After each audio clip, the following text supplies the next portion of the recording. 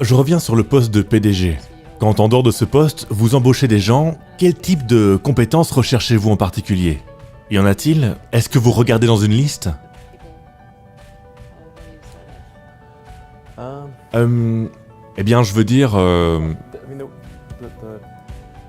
Quand je vais passer un entretien à quelqu'un, je lui demande simplement de me raconter l'histoire de sa carrière et quels sont, vous savez, les problèmes les plus difficiles qu'il a dû affronter.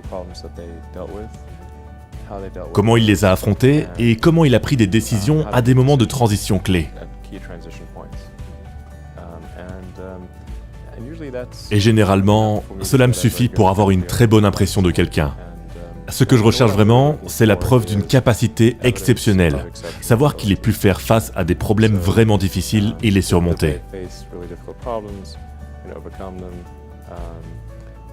Et puis bien sûr, vous voulez vous assurer que s'il y a eu des réussites importantes, s'il en est vraiment responsable ou si c'est une autre personne qui l'est vraiment.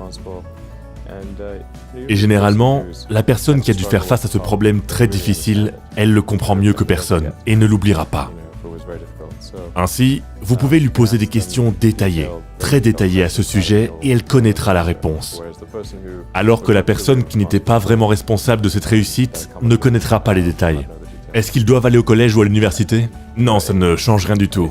Il n'est même pas nécessaire d'avoir un diplôme universitaire ou n'importe quel autre diplôme.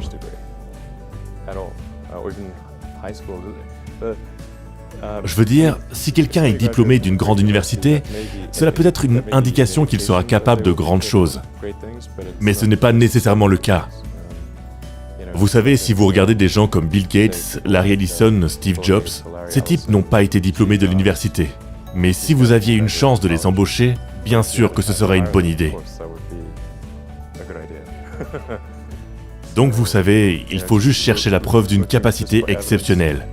Et s'il y a des antécédents de réussite exceptionnels, alors il est probable que cela continuera à l'avenir.